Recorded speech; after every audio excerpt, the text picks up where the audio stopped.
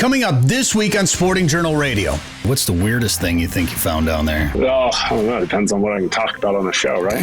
There's still ice on the lake. It's rotten and deteriorating quick. But, these issues have been around for decades that have been out of sight and out of mind.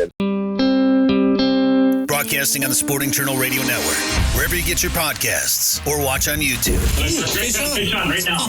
Well, we're here at the 2024 Pheasant Fest and Quail Classic, presented by OnX. Know where you stand with OnX. And our guest now is Jeremy Smith. I fish, I hunt, and always will. It's just to look out for your everyday hunter, angler, and trapper that's out there.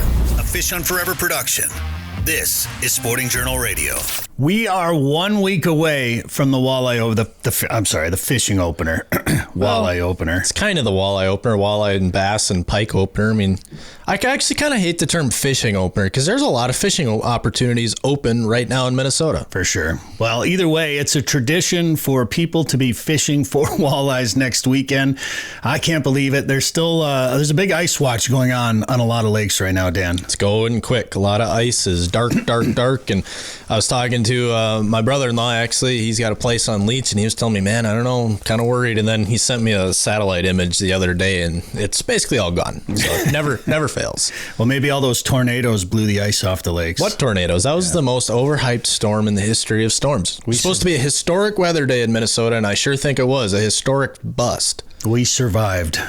We are going to talk about the big walleye lakes in Minnesota, a couple of them anyway. Mille Lacs, there was a big project that took place last fall that included divers going down and cleaning up trash from the bottom of the lake. Colin West kind of spearheaded that project. He's from out west and hooked up with some of the local people around Mille Lacs and started this thing off. We featured it in a Prairie Sportsman episode recently. You can hear our full interview with Colin coming up later in the show. Also, Joe Henry will give us a Lake of the Woods update, and we're going to talk to our winner of the Guardian Eagle Resort giveaway. Congratulations. Yes. We'll tell you who that is coming up in just a second. But first, Dan, who are the sponsors this week on the show? Lake of the Woods Tourism. Lake of the Woods is the walleye capital of the world. Plan a trip for this fishing opener to Lake of the Woods. OnX Hunt. See private land boundaries, offline maps, and more. Take 20% off a new membership with code SJR20. Haybale Heights Campground and Resort. Fish Devil's Lake this summer. Learn more at haybaleheights.com. Tasman Lake Lodge. Catch world record lake trout and giant pike at Saskatchewan's Tasman Lake. Learn more at tasmanlake.com. Prairie Sportsman. New season. It's almost over already. Mm-hmm. You can watch episodes anytime at the Prairie Sportsman YouTube channel. And Guardian Eagle Resort. Plan a trip for this awesome walleye destination for this summer or next summer to the Ontario waters of Guardian Eagle Resort. Fly directly from the Twin Cities. You can learn more at guardianeagle.com. Look at this beautiful place. Yeah, it's going to be a fun trip for our winner. And if you want to see what they're going to experience, you can see that video on the Fish Hunt Forever YouTube channel from our trip up there last year. Right now, Dan, we got to do some headlines. Oh, yeah. Where's that button? Right about... Headlines.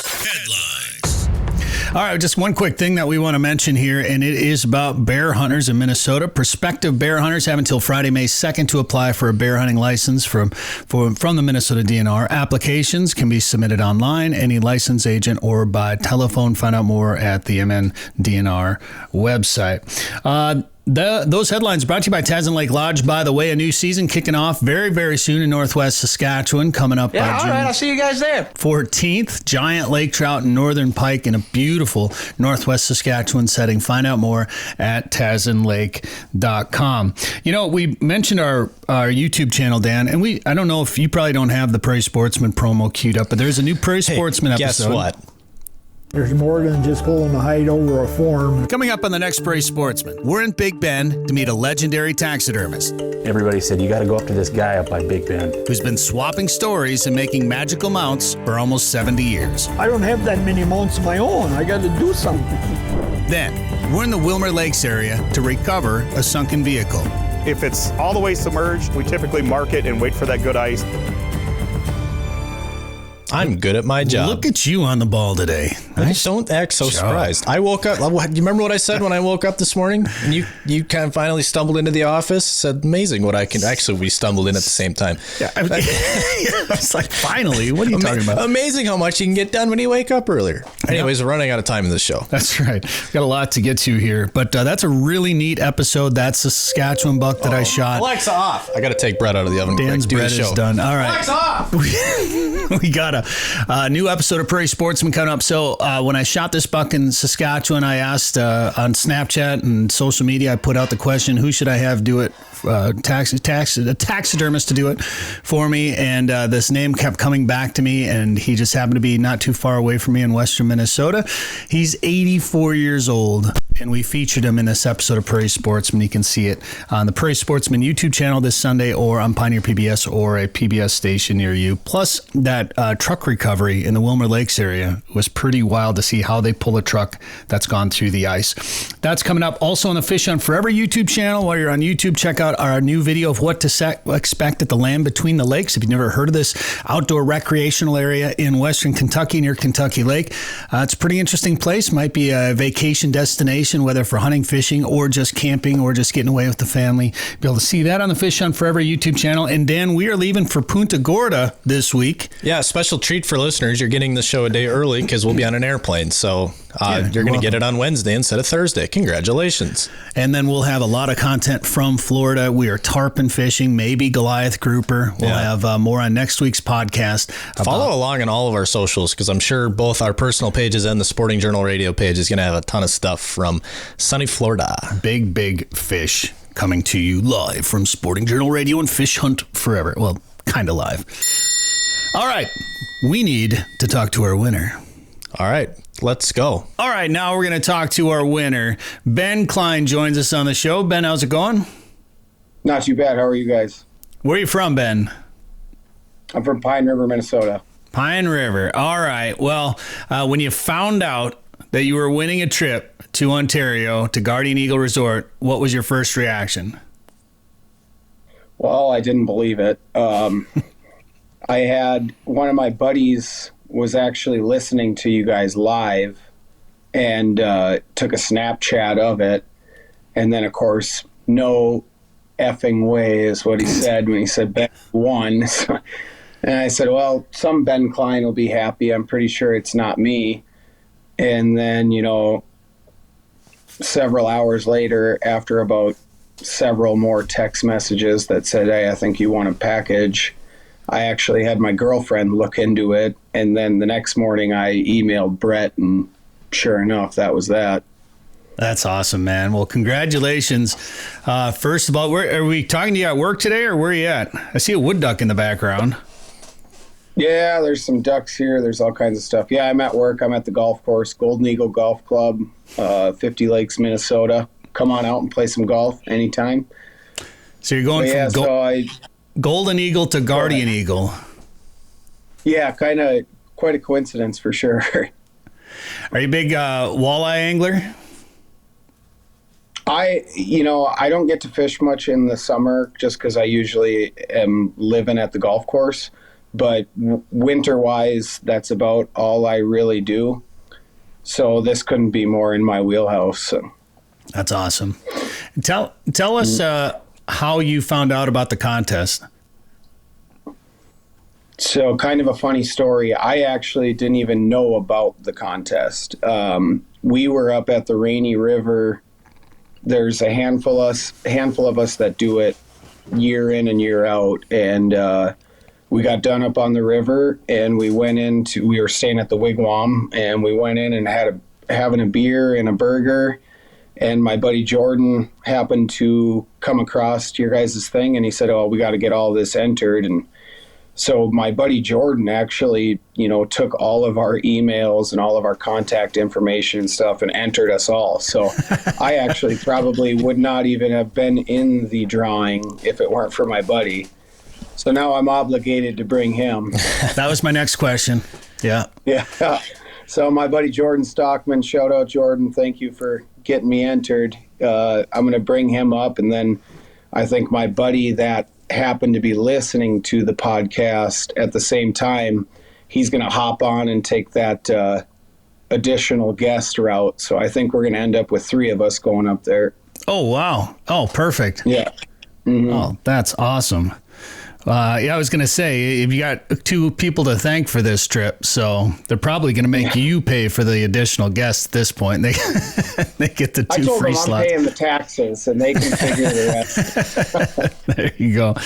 Well, that's very cool, man. It's 3 days of fishing up at Guardian Eagle Resort. You're going to, I mean, not that you'd ever get sick of catching walleyes, but you're going to catch so many walleyes that you're going to be like, how are there this many walleyes in the lake? It's a beautiful lodge. The food is delicious. They have a great campfire setting overlooking the lake and viewing the sunsets there. If you're into it, they got a sauna and a hot tub down on a little deck that overlooks the lake as well too. Food is amazing. Claire and Twyla, the owners, are awesome. The guides are great, and it's beautiful. The two lakes that they're on, they're both beautiful. They got really nice shore lunch locations. You're going to be able to kick back on a nice point somewhere in a beautiful setting, and eat some delicious food out there. So you guys are going to have a great time up there. And for anybody... What'd you just break there? I have no idea. Did your just pen fall apart or what? You slam it too hard on your desk. Yeah, I was doing that. Sorry. Don't forget, big pike up there too. Yeah, and most of the time you catch them while you're walleye fishing, so you catch these big pike on walleye gear, which is a lot of fun. And it's just a really neat experience, and you fly direct right out of the Anoka County Airport in Blaine. So it's a small little airport. In fact, they're like, I walked in and I parked at the door, and I walked in, and the lady's like, "Do you want to drive your truck to the airplane?" No, I don't have that much stuff. I don't need to. Yeah, you can drive it right up there, and then we'll park your truck for you, and it'll be safe while you're gone. And I'm like, my God, why can't we do this at Minneapolis, St. Paul? Like, we're about to go get full service. Yeah, we're about to get frisked at MSP here tomorrow. And can we fly to Punta Gorda out of Anoka County plane? So easy. Friendly staff. Yeah. They land for a second in Fort Francis to clear customs, and you're back up in the air, and they have a runway right at the lodge, so it's about a 2-hour trip up there, and then a 2-hour trip back, and it's about as simple travel as you can get for a fly-in trip up in Canada. So it's going to be a great time for you, and hopefully we'll be up there when you're up there. If not, you're gonna love it. Congratulations again, Ben Kline. Trip for 2/3 now to Guardian Eagle Resort in Ontario. Yep. Congrats, man. Well, I can tell you one thing. This, where I'm at, and I have a 2.5-year-old at home and a girlfriend, and we got a couple extra bonus kids, and definitely not something I would be swinging on my own. So I can't tell you what a lucky experience this is going to be. That's awesome, man. I love it. I'm glad you're excited for it, and thanks for listening and being a part of what we do here at Sporting Journal Radio. And enjoy the trip. Anything else you want to say about it? I got nothing yet, but I tell you what, Bret, Dan, I'll take a bunch of pictures, and if we don't happen to be up there at the same time, I'll let you know just how much fun we're having. Perfect. All right. The only rule we have now is the next time we give away the trip or a trip somewhere, you have to actually listen to the show to find out about it. So you got to start listening every week. Not your buddy.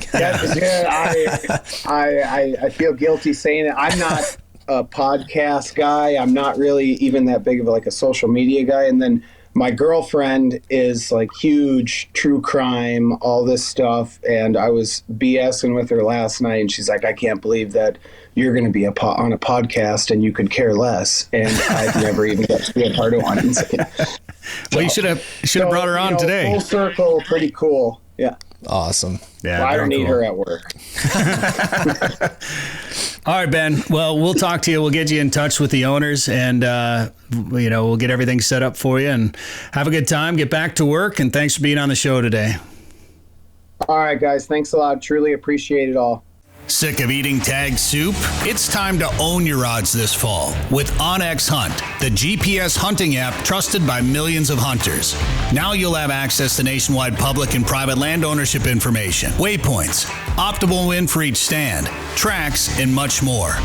All at your fingertips. Go to onxmaps.com/hunt and use code SJR20 at checkout to receive 20% off your membership. That's code SJR20. All right, Joe Henry joins us once again from Lake of the Woods Tourism to talk about sturgeon fishing up there and, of course, getting ready for the walleye opener here. It's coming close.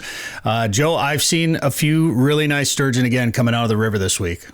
Man, there's been a lot of sturgeon coming out of the river. I mean, people are out dinosaur hunting, and right now there's sturgeon and there's pike going on, right? And the back bays some are ice free, some are almost ice free, so it's just starting to get rolling for pike fishing. But sturgeon fishing is so darn popular, and the kicker is that you can get out there. It's not difficult fishing.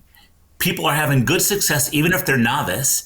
And you're catching huge fish. I mean, everybody's catching sturgeon right now. We're talking fish that it takes two people to hold in some cases. So it's really popular. We got open water into the lake. There's still ice on the lake. It's rotten and deteriorating quick. But we got 4 Mile Bay is wide open. There's been boats in 4 Mile Bay like crazy. A lot of people catching sturgeon, man. And it's just been game on. And, right now it's the keep season, so a lot of people are trying to target those 45 to 50 inch fish, and you don't really target them. It's kind of random how you catch them. But 45 to 50 incher, if you have a $5 sturgeon take that you've purchased ahead of time, you can keep a sturgeon. And boy, I'll tell you what, they are. If you ever had one smoked, you guys, they are good eating. They're very, very delicious. Yeah, they're good to eat. They're fun to catch. They're easy to catch, and might catch the biggest fish of your life. Right here, we've said it a lot here on the show. It's just kind of a world-class sturgeon fishery right now. I don't know where else you'd go to have that kind of success on those sturgeon, the lake sturgeon. It's a pretty neat opportunity. That goes until when can you fish until for sturgeon, Joe? Through May 15th. Through May 15th, and then it shuts down for about a month and a half, and then July 1 it opens again as a harvest or keep season. But the nice thing about that May 15th time is then you can switch to walleyes. Well, that's right. You can actually switch to walleyes May 10th, right? So, in fact, I got a buddy of mine from the president of the Fargo-Moorhead FM Walleyes Unlimited, Dave Watsness. But what he'll do, he'll go up there for the last couple of days before the fishing opener, which, the fishing openers this year, he said May 10th. But he'll go up there a couple of days ahead of time with family and friends, and they'll fish sturgeon for a couple of days. They'll have a hoot doing that. And then on May 10th, when the walleye opener happens, then they switch over to traditional walleyes and do the traditional thing. And they have just a great time. But, I'll tell you what, man, that May 10th, if you don't have a strong, hardcore tradition for the fishing opener, Lake of the Woods might be a good consideration. I'll tell you, it's a jig bite. It's cold water. And you get on these areas, whether it's the Rainy River, 4 Mile Bay, or along that south shore, those fish are close to shore, or up at the northwest angle between neck down areas, points, and near shore structure.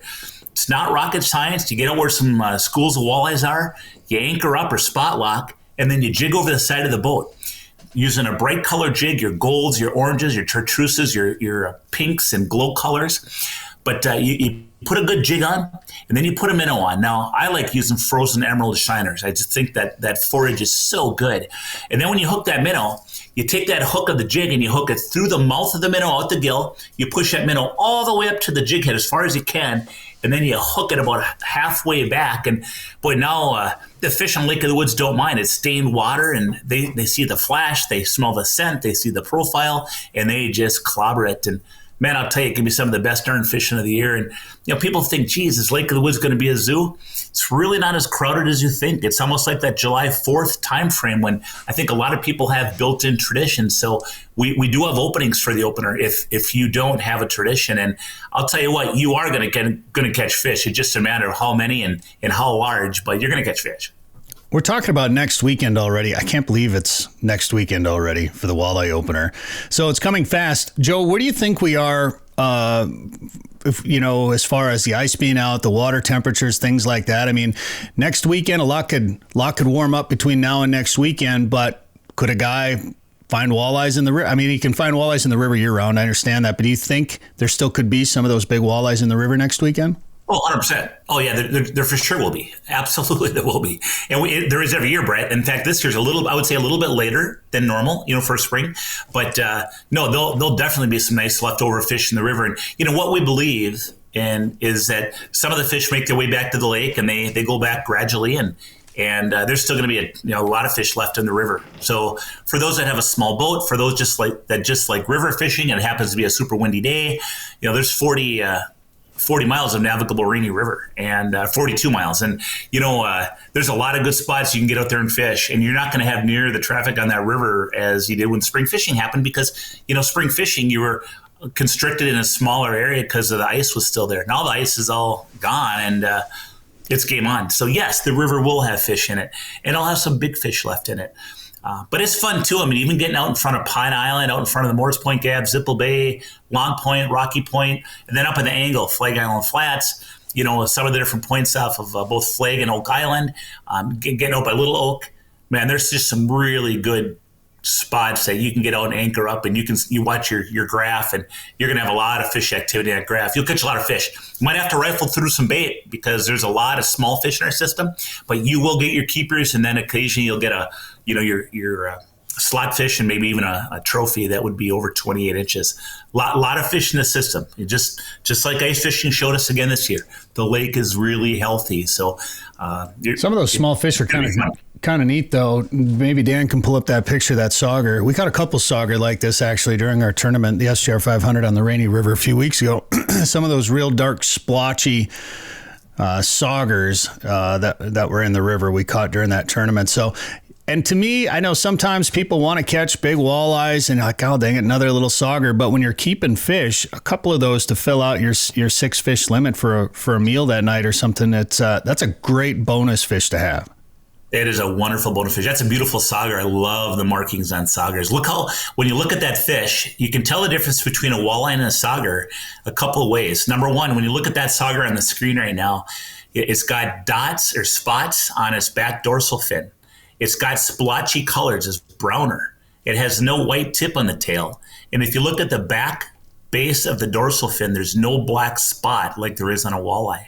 So there's a few ways to tell them apart. But, for listeners, our limit up at Lake of the Woods is a combined limit of walleyes and saugers of 6. Up to 4 of the 6 can be walleyes. And then there's a slot limit, 19.5 to 28 inches. You got to put those fish back. Those are our breeding population. We feel real good about taking a nice picture and letting those fish swim away healthy. Yeah. And of course, if you catch one over 20, you're welcome to keep it. A lot of people in today's world will take a nice picture or a few pictures of it and release that fish back and get a graph plate mount if they want to put it on the wall. But, when you keep those eaters under 19.5 inches, I'll tell you something. Those are the best eating fish anyway. You ever notice when you bring a plate of walleye fillets out, which fillets go first, Bret? Well, the ones closest to me generally, but some of the smaller ones go first. That's what I was looking for, sir. Some of the smaller ones go first, and I will say that you talked about the differences between walleyes and saugers. You take that skin off, and they're the same underneath. I mean, the taste is the same, they look the same, so they're great eating fish. Good bonus fish on Lake of the Woods, and we do have a 4-fish walleye limit. But boy, when you add those 2 saugers, it's really like it's 6. I mean, for all practical purposes, and it's fun too. The saugers sometimes will be mixed right in with the walleyes. There's other times where those saugers might hang a little bit deeper, where those walleyes will get a little shallower, and it's just they're fun fish. Sometimes it's hard to tell the difference. You got to really kind of look at them, but you can figure it out once you study them a little bit. You talked about the angle there, Joe. Historically, how does the ice hang on a little bit longer up at the angle, or what are conditions like up there? No, it's opening up big time. In fact, if you look at the Northwest Angle Facebook page, Northwest Angle Life, or Joe Lauren has been doing a lot of drone flying and putting spots where there's open water. Because we have, Lake of the Woods, when it comes out of that south end, the Rainy River feeds it, that water is flowing in Lake of the Woods, and it flows northeast all the way about 40 miles from the Northwest Angle, northeast to Kenora, where it goes out of a dam. And then that water goes up through the Winnipeg River, up through Lake Winnipeg, and it actually ends up in Churchill, up at Hudson Bay, where the polar bears are. Well, that water's flowing. So when you get islands, now all of a sudden when you constrict that water, it flows faster. So actually there's enough neck down areas amongst the 14,552 islands that, there's a lot of spots opening up already. And you can tell where the current areas are because those spots are already opened. And then, of course, that just leads to the rest of the ice deteriorating. So, no, we expect that the ice is going to be going out probably in the next week is what our anticipation is. A little bit behind. Normally it goes out right around the 1st of May. It's going to be a little bit later this year, but we certainly believe we're going to have the open water for the opener. At least, worst case is the vast majority of the lake will be open for the opener. Sure. All right, Joe. Well, if people want to plan a trip to the Angle or the Rainy or Lake of the Woods in general, what should they do? Hey, check out our website, and that is lakeofthewoodsmn.com. We're talking Keep It Clean when we come back on Sporting Journal Radio. If you want to catch a big walleye, Go where the big walleyes are. Lake of the Woods is the walleye capital of the world, with a variety of resorts and lodging facilities offering full-service fishing. Lake of the Woods is also home to sturgeon, sauger, perch, trophy pike, muskie, smallmouth bass, burbot, and more. Plan your trip to Lake of the Woods today. Go to lakeofthewoodsmn.com. That's lakeofthewoodsmn.com. All right, this is Sporting Journal Radio. Thanks for tuning in on the radio network by downloading the podcast on Spotify or wherever you get your favorite podcasts, or maybe you're watching this on YouTube. We like to talk about the outdoors, hunting, fishing, and conservation, and efforts that are being done out there to keep the environment clean, keep our lakes clean, and things like that. And that's where our next guest comes in. His name is Colin West, and he joins us from the Clean Up the Lake project. Colin, how you doing? Yeah, doing great, Bret. Thanks for having me. First of all, you are not in Minnesota. You're out west somewhere. Where are you at? We are based in Lake Tahoe, but we had the pleasure of being out in Minnesota recently, and it's pretty nice in both areas. You spent some time on Mille Lacs, cleaning up Mille Lacs last year, as a matter of fact, and I want to talk about that project and talk about why you did it and what you found coming up in a little bit. But let's just back up and talk about Clean Up the Lake a little bit. How long has this been around, and why do you do it? Yeah, great question. So, Clean Up the Lake was started in 2018, and I actually founded this nonprofit because I had spent 10 years working in film and television, and primarily doing a lot of advertising projects for wine brands and, marketing departments. And like anyone else in that corporate life, you got a little bit burnt out, if you will. And I wanted to leave a better legacy and footprint behind. And I had an idea that, to work to really help protect our lakes and fight back against plastic and all forms of pollution, both above and below the surface of our waterways. And doing some research in Tahoe, after doing a beach cleanup, I found that there was actually significant and even more litter underneath the surface of our lakes than there was in the communities surrounding it. And after doing more and more dives, we just kept finding more litter. And fast forward a few years, we didn't really kind of get operations off the ground until 2020. And so about 4.5, 5 years in, we've already removed over 81,000 pounds of litter from our lakes. That's amazing. Plastics and microplastics in particular really are being found everywhere. I think people are really surprised at how much plastic is getting into everything, drinking supplies, things like that. Was there anything in particular, like any news story or any sort of situation you had heard about that really triggered this desire to go do some cleanup work? More recently, I heard a story where I think someone found 240,000 pieces of nanoplastics in a one single bottled water, which that scared me the other day. But luckily, I'm usually drinking, reusables these days. But I'd say like the thing that really triggered this for me was I was on vacation with an ex of mine, if you will. And we were down in Belize, and we were just enjoying ourselves. And I was walking between some of the resorts and going through kind of more abandoned property where there was just 6 to 15 feet deep of plastics that we saw on the beach. And I was just blown away and really kind of wondered how that could be. And, started to get this idea that, when we're traveling to these areas, why not come in and make the issue, a lot of people go there and they make the issue worse. Why not be able to travel to these destinations and leave them better than we found them? And so this idea kind of triggered me starting this nonprofit that if you looked it up on an IRS registry, it'd be Clean Up the Keys after Ambergris Key and Key Cocker.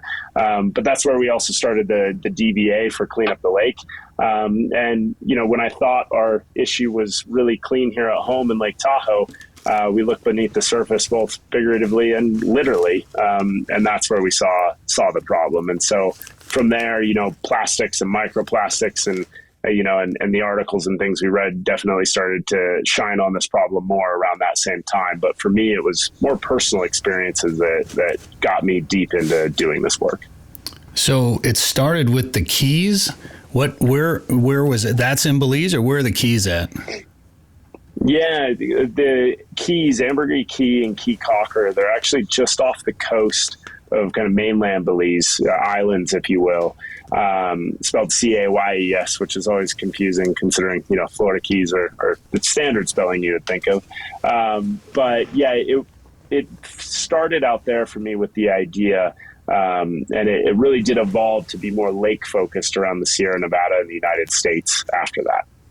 And then you decided that Tahoe is a logical next step for you? Yeah, Tahoe was really like, I was doing a beach cleanup one day and we pulled 40 pounds of trash from a beach where there were thousands of people present, and felt good and was like, yay, that's nice. But in fact, that same very day, a good friend of mine from where I grew up was hosting a scuba cleanup in a tiny, pristine looking, beautiful cove where if you're on your boat there, it would just look like you're in the Caribbean. Gorgeous granite rocks, though, might throw you off. But the waters are gorgeous, and you just don't see any issues. But when you dive underneath it, it was trashed. And they pulled out over 600 pounds of small litter items. And we're talking about 600 pounds of things like aluminum cans and plastic and like clothing. It's not like 4 chunks of metal. It was a significant amount of waste that literally filled the barge that day. And so, that at that moment, I was just blown away. And I was like, what am I doing on the beach? I need to go check out what's going on under the surface. And every dive we did, we started finding 50 or 60 pounds of litter per diver. And we would see like old pull tab beer cans, which, I'm 38 years old. I've never even drank a Coca-Cola with a pull tab. So these issues have been around for decades that have been out of sight and out of mind. And that's where, for me, I was mind blown that no one had addressed this issue to date. And so it just made logical sense for our nonprofit to step up and be the ones to address that problem. Yeah. I was going to ask you, what's the weirdest thing you think you found down there? Oh, I don't know. It depends on what I can talk about on the show, right? There's some full beers next to some adult items, we'll say. All right. And somehow I knew that's where you were going with this conversation. That's what I figured you were going to say. Nude beaches on the east shore of Tahoe, right? All the fun happens over there, I guess. But I mean, at the same time, like, recently we were on a project with Travel North Tahoe, Nevada, working to clean up a lake called Marlette Lake that sits within within the Tahoe Basin, but it's a smaller lake. And we found like a crate that was, it had like little holes in it, like knotty wood that was built together. And it was in front of an area where we knew there used to be a cabin there from the late 1800s. So that was a cool discovery. We didn't open it, didn't disturb it, and got it over to the archaeologists to further do the work they needed to do. And then we've seen like old Model T Fords. And well, wait a minute now. Just back up a second. When are you going to find out from the archaeologist what was in it? I need to know what's in that crate. So do I. I was emailing them a couple weeks ago, and they're waiting to remove it. And we keep the locations of the artifacts and stuff like that private with the government entities. And they told me like, I told them to let me know because I'd like to get back up there. And it was actually part of a pilot episode of the series What Lies Unseen that we did. And I was like, we could do a little follow up and see what lies within the crate, which I'm very curious too. Oh yeah, I want to know for sure. So I want to ask you about that, but let's just go back. So you'd found some old cars as well? Yeah, we've seen like up in, I think it was Fallen Leaf Lake, we came across like the axle, the whole kind of structure next to like some old Model T style tires, and just kind of all the remnants of like a very old model. I don't know if it was specifically a Model T Ford, but it was absolutely a car from that specific era in the early 1900s. And so you can usually tell by like the wheels and the tires, as they used to be a lot skinnier and a lot bigger. And so, there's certain indications of older items. So it's always interesting to see what we find. How do you get something like that out?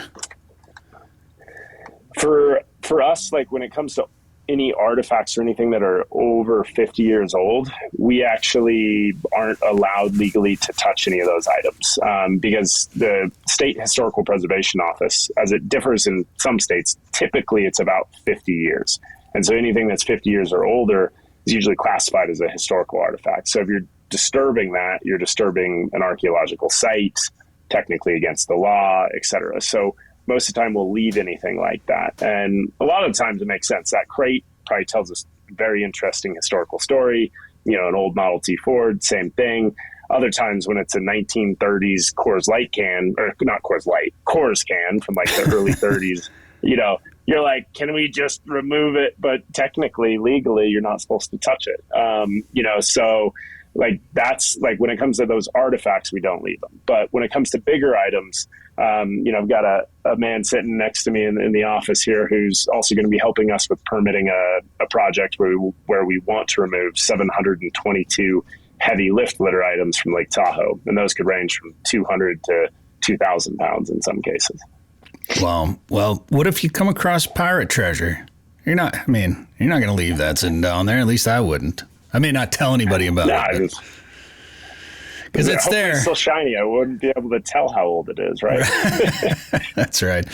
All right. Well, we're going to take a break on the podcast here. Colin West Clean Up the Lake project is what we're talking about. He spent time on Mille Lacs, cleaning up Mille Lacs last year. I'm going to ask him how that project went and, you know, what he found down there. And we'll talk more about their efforts to clean up. And then this, you mentioned a TV show or a pilot or somewhere you can watch some of this footage that you're gathering while you clean up the lake as well, too. We'll talk about all of that coming up when we come back on Sporting Journal Radio. Now is the time to start thinking about chasing big walleyes on Devil's Lake. Get on the fish at Haybale Heights Campground and Resort. Haybale Heights makes it easy for you to make memories on legendary Devil's Lake with guided fishing and lodging packages. Or bring your own boat and rent one of their cabins on East Bay. Haybale Heights offers a private marina, fish cleaning station, and the opportunity to relax and enjoy your bucket list trip to Devil's Lake, North Dakota. To book your trip, visit haybaleheights.com. That's haybaleheights.com. We're back, Sporting Journal Radio. Our guest, Colin West, Clean Up the Lake project. He's out at Lake Tahoe, and that's, I mean, I guess this whole project started down around Belize, but now you spend a lot of time around Lake Tahoe, cleaning up that area and some of the surrounding lakes there. And you mentioned maybe some other organizations you work with. I'm assuming there's some lake associations or, you know, I don't know what your game and fish department is out there, but do you work closely with some of the state agencies? Yeah, we do. I mean, I think as an environmental nonprofit in this area, you know, in Lake Tahoe specifically, there are so many nonprofits and environmental agencies that we rub shoulders with and work with to some degree. You know, we at Clean Up the Lake are our own 501c3 or public charity, environmental nonprofit, however you want to label us. But in that process, we're definitely, you know, working with different agencies for the permits that we need to do that work. Sometimes we might partner with, you know, other entities, could be tourism entities that are trying to protect, you know, their most important resource, their location and destination. And, you know, so we do find ourselves working with government, other nonprofits to hit objectives and, you know, co-chair certain initiatives, for instance, and lots of collaboration that goes on. And, you know, I could probably try and list everyone that we work with, but I'd be here for a long time. Right. Now you're filming when you do this. And as a guy that does a lot of filming, and I don't dive, but I do have an underwater housing for my camera. So I do some underwater filming. How often are you dealing with lakes that don't have a lot of water clarity? That's a great question. You know, it's always interesting. We're really lucky here in the Sierra that a lot of lakes have somewhat pretty high clarity. Tahoe's, you know, known for that, although it has been degrading at times in the last few years. And sometimes we jump in a lake and it's a few feet, you know, and so it's been different. You know, when we've gone to those lakes that have less clarity, you just have to change your dynamic a bit, your protocol, stay closer, you know, think about strategy and where you're diving, because if you're not going to see 50 feet, you know, across, you might miss a lot of litter there. So you have to think about the precise locations you're jumping in and the dive path that you're taking so that you can recover as much and survey as much as you can. Has there ever been a moment where you're down at the bottom? Like, how much of this stuff is covered in silt and sand and mud, and maybe you're reaching in and you grab what you think is maybe an old beer can and it turns out to be something else? Have you ever been surprised like that?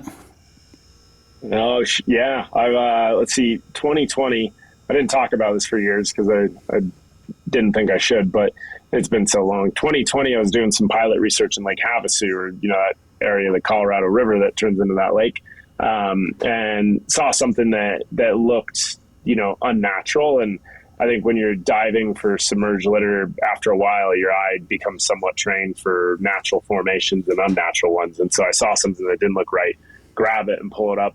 And it was like what appeared to be like an old cowboy gun. I mean, we're talking late 1800s. It was wood. It had like kind of brass or gold or something in it, and like the designs. And, it was either cowboy or it looked like it was Captain Jack Sparrow's gun from Pirates of the Caribbean, right? And so it was, at that point, I kind of like Jack put Sparrow. it back. Yeah, I didn't know, I just didn't know. I put it back, and but eventually realized, oh crap, that's a gun. We got to get it out. And so a bunch of cop boats came and we recovered it, and they took it off to evidence. But yeah, those are, sometimes you just don't know, and sometimes it's a really fun discovery like that, though. You went up to Mille Lacs last year and worked with some of the local people that are behind this Keep It Clean movement that's taking place in Minnesota right now. How did that come about? And how did that go? Yeah, that was great. So there's a woman named Anne Bruciani Leone from Keep It Clean Foundation, who I believe also is working with a Mille Lacs Foundation as well.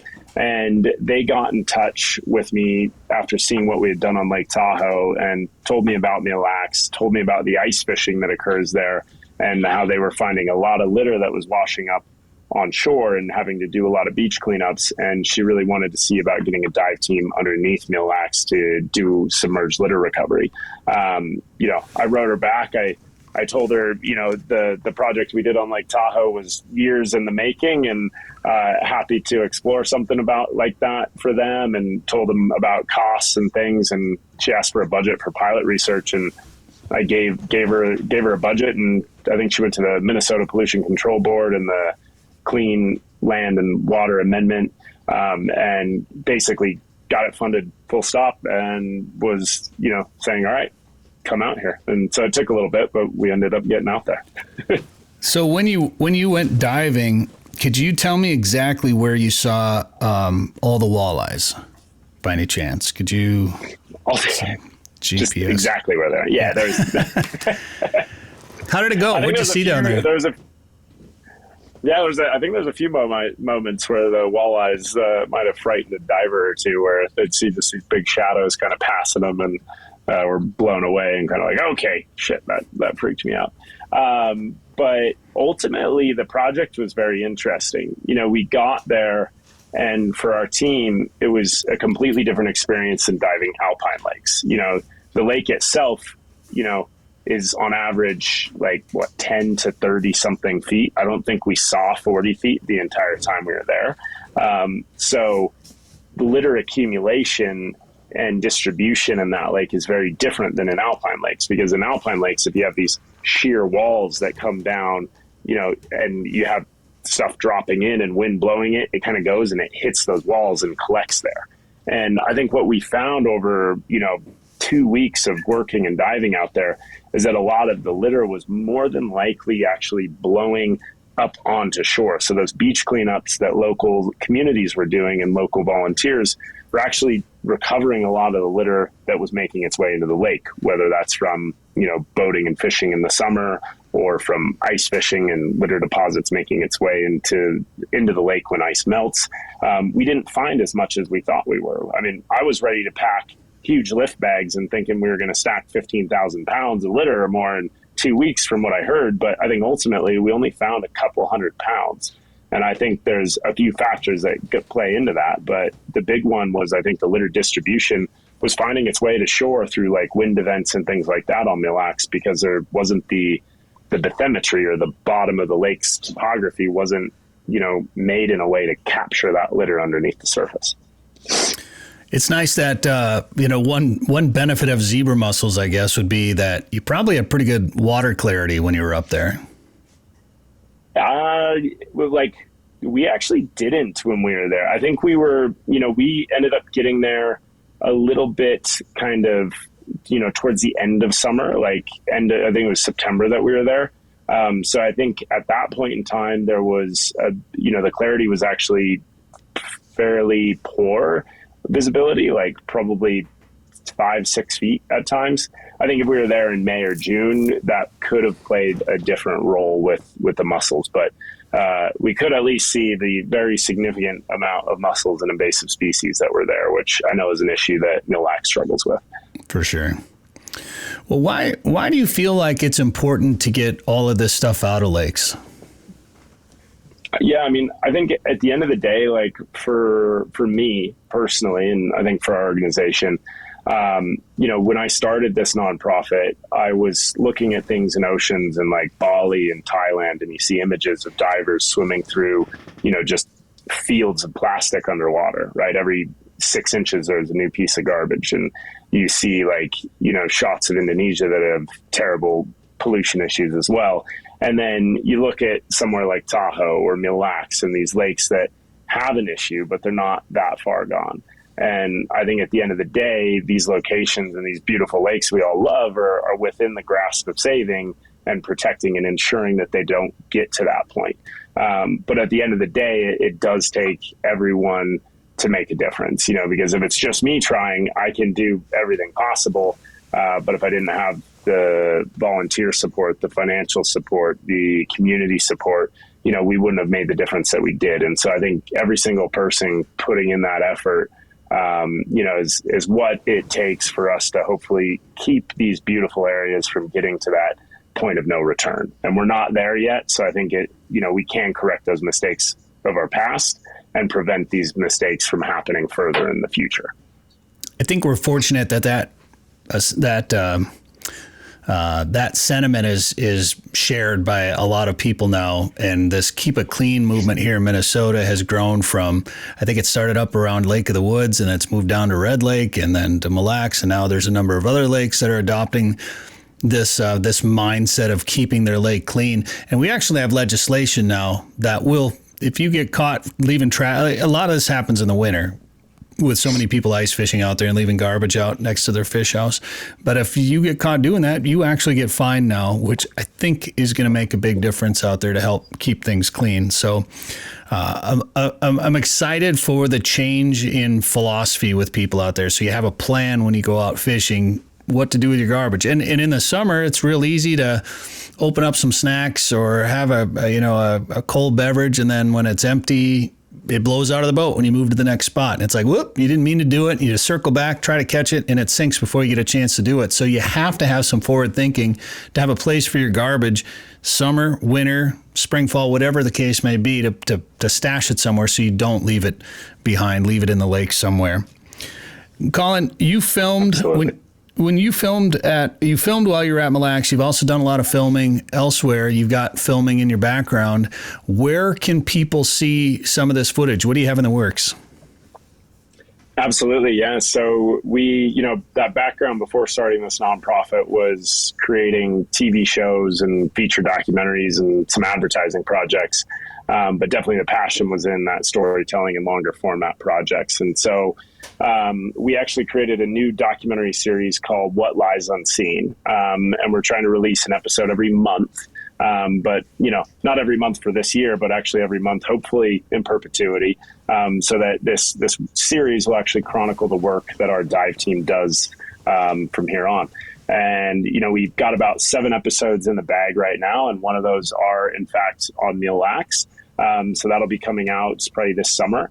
And it showcases, the different characters from the work that we've done there and other areas, the beautiful stunning imagery in these spots, both above and below the surface. And each episode, we also try and target in on an interesting facet of conservation diving that people can learn about. And so that right now we put out on YouTube. So if people go to youtube.com @Make a Difference Creative, they can find the What Lies Unseen series, or feel free to check out on Google What Lies Unseen, cleanup, whatever, and you should be able to find an article or something that will direct people to that link to watch What Lies Unseen. And soon enough, we'll have that Mille Lacs episode out this spring or summer as well. That's awesome. But our pilot is available now. Okay. Well, and we're going to be featuring a little bit of your story in our episode of Prairie Sportsman as well. That'll be coming out pretty soon here. Hey, Dan? I believe in April, be on Prairie Sportsman that you can watch on a number of PBS stations around the upper Midwest region and on our YouTube channel as well, too, as we discuss the Keep It Clean. I kind of highlight the Keep It Clean program around Mille Lacs and the efforts to keep Mille Lacs clean up there. And so if there was anyone else out there, that is maybe listening on the East Coast and they've got a bunch of dirty lakes over there and they're inspired by what you're doing or even by Keep It Clean or whatever, and they want to start up something like this, is there any advice you'd give to people that want to just, whether they're going to film it or just, try to help clean up the area? What would you tell them? That's a great question. And the first thing I would say is to give me a call. In fact, man sitting just behind me again, he just arrived yesterday from Washington State because he's leaving the military service and has a desire of starting a nonprofit just like Clean Up the Lake for Washington. And so he's down here for 2 months on a program where we're actually just giving him all of our intellectual property, all of the knowledge that myself and our team has developed and learned to run a nonprofit to protect our waterways. And we're giving that to him over 2 months in a training program where he can take that back to his home and help protect the Puget Sound of Washington State or lakes in that area. So if there's anyone else in the area that wants to understand what they can do to protect their waterways, go to cleanupthelake.org and check us out. And I could talk to them about our Global Alliance program, which is what we're calling it, where we're trying to train people to protect our waters everywhere. Yeah, man, that's great. That's great. Water is life, and it's important to keep it clean. And sometimes that means we got to clean up after other people, and that's just part of life, I guess. All right, Colin West, Clean Up the Lake Project, cleanupthelake.org. Anything else you wanna mention at all about the work that you're doing? No, I don't think too much other than, we're extremely grateful to everyone out in Mille Lacs that had us there to Minnesota. It was a beautiful part of this country and was honored to be able to get out there and really work to protect the health of lakes in that, wonderful state. And so hope to get out there again sometime soon, or if there's any other Minnesotans out there that want to carry on that work there, I hope to hear from them so that we can continue to keep it clean and clean up the lake wherever we can. Let's just back up to Mille Lacs one more time. Did we talk about any specifics of what you found there? Did you find like any crankbaits that you're selling for half price or anything? Or you find anything interesting? We didn't see a whole lot. I think we saw like some kind of old wheel, but one thing we found that does ring a bell was this old ice skate. Like it had like a leather stitch shoe to it that, I don't think someone should have removed when we're talking about, litter versus other things. But at the end of the day, I'm not with every single diver and try and tell them to make just, their judgment calls as best they could. But it was a very interesting, like old leather stitched ice skate that we found on Mille Lacs, which was pretty fun. Oh, wow. So where did that end up then? What we do actually is we take all the different items that we find, we actually bring back and we do a kind of categorization and sorting of these items into 83 different categories so that we can better understand, what's going on beneath that surface. And, if we have, 100 pounds here, 200 pounds here, and another spot has 800 pounds, we might have that geographically located so we know where those hot spots or problems are. And we can actually break down into 83 different categories what the materials are. So that can help you better understand, is it construction debris? Is it people drinking and partying and playing with their dogs? Is it fishing equipment, et cetera? So we can actually see, the source of that litter. And so that's kind of where everything goes, is through that analysis process. And we actually worked with some kids at local schools there in Mille Lacs. Oh, really? Oh, interesting. What did the kids do? No, they were helping us do those sortings and really checking out the litter and learning more about those issues and kind of how things wind up there and what they can do to prevent it. So it was cool to kind of get some of those high schoolers and middle schoolers to get a little hands-on with us during that sorting process. And they're always full of questions. So it's fun to see. And I think that's about, really trying to prevent that issue in the future because, it's been so out of sight, out of mind for our generations that our goal with our youth programs is to make this just top of mind and common knowledge for all these kids so that when they grow up, submerged litter and invasive species and things like that in our lakes is, one of the number one things they want to do to protect the environment. Yeah, so you're not just cleaning things up, you're also trying to identify any problem spots to keep lakes from getting clutter and litter from something that might be doing it time and time again in a specific area.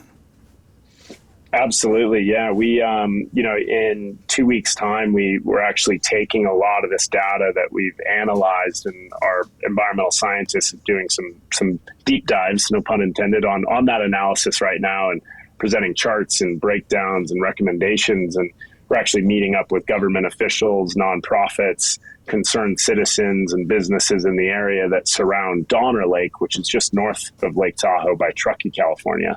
And so we're meeting with that community's, most important stakeholders, and we're giving them this information, and we're talking about the biggest problems that they have with litter management and waste management in the area. And then together we're brainstorming what those solutions are. So after we've addressed the problems, seen our data, then we dig into what can we do next. And then, there's a space and an event where people can, come together to specifically focus on those problems and prevent it moving forward, whether that's policy, programming, education, all sorts of things to work on. Did you notice anything about Mille Lacs specifically like that?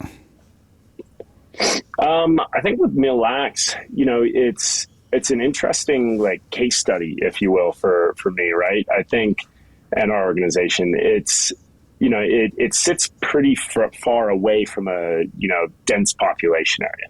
I think Tahoe gets 20 million visitors a year. And so there's a high frequency of people, and with more humans comes more litter and trash usually.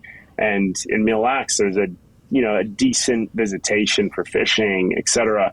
But I think people were cleaning up fairly well on the beaches. And I think that played a significant role in litter management there that, I don't want to, underestimate. And I think ultimately with Mille Lacs, when it comes to litter, the issue was less under the surface than we thought it was, probably due to that way that it distributes with waves and wind. But invasive species were a big part, and I think as a dive organization, invasives are something that we focus on. And I think for people at that point that are living or going to Mille Lacs, what they should be aware of is also what's already in Mille Lacs. You've got the mussels, you've got Eurasian water milfoil, and all sorts of different types of invasive species that you don't want to take from Mille Lacs to other lakes in Minnesota. So if you have another lake nearby and you go fishing on Mille Lacs, and then you're going to go cast your line into another lake, have you waited 7 days to ensure it's clean, drained, and dry? Or could you be casting out some microscopic snail, egg, and shell on there, and distributing invasives to other lakes around Minnesota? And that's kind of one thing that stuck out, is the awareness to really ensure all of your fishing equipment or boats and everything is clean, drained, dry. And usually that's just wait a week, make sure it's dry, there's no mud, nothing like that, and you can help protect lakes from getting infested with other zebra mussels or snails or plants that you don't want, that are just going to destroy those beautiful areas that we love. And that's what I remembered. That's a tough fight right there. That one's pretty tough. Things are getting spread around. They get spread around so easily these days. I want to talk about pulling all that stuff out. You said 83 different categories, I think. And when you have all that stuff categorized, what happens with it then? Are you able to recycle some of the things? Do some things get donated? Some things get thrown away? What happens to it after that? It's a good question, and I love the question because they make me realize I forgot to go into one entire thing that we do. So with the litter that we categorize, at one point, if it is reusable, sometimes we get fishing poles off marinas that still have the shrink wrap on them, and you're like, okay, some sad soul dropped this. We'll take that home and use this brand new pole. So there's reusable things, we'll do that. I think, I didn't buy a new pair of sunglasses for 3 years at one point. And then after that, what we do is we actually save different types of litter that are in a condition or a certain material type that we think could be repurposed into art sculptures. And so we literally have a storage pod that's about the size of a semi-truck that is full of litter. I'm not sure how many thousands of pounds are in there, but there's a lot. And we've actually worked with artists and art agencies, and we've done over 3 different sculptures with different partners, where one of them's like a bald eagle, in front of an event center in South Lake Tahoe. We've got 2 big fish that are made out of the litter that came out of Donner Lake. We had an art show and installation in Reno Tahoe International Airport at one point, so everyone flying out was seeing it, and I was getting texts at 5 a.m, and I had no idea why, and then it clicked. It was at the airport. And we also work with kids and have them do art sometimes as well. So doing that is a big thing. And after the art installations, we recycle anything else that we can. And if nothing can be reused, used in art, or recycled, we properly dispose of it at Waste Management. But that's that last stop for us. Cleanupthelake.org. Once again, is the website. Colin West. Interesting work. It's good work. It's something that needs to be done, and I'm sure it's going to inspire other people to do the work too in other places. Thanks for the time today, and we look forward to seeing the work that you're doing in video format, I guess. So, and of course, seeing the lakes that are cleaned up. Colin, thanks for the time today on the show. Thank you so much for having me. Sporting Journal Radio is a division of Macaba LLC. If you've got a question, comment, or story idea for us, send us an email. Go to sportingjournalradio.com. While you're there, you can learn how to advertise on the show and visit our store for hats, hoodies, coffee mugs, and more. Go to sportingjournalradio.com.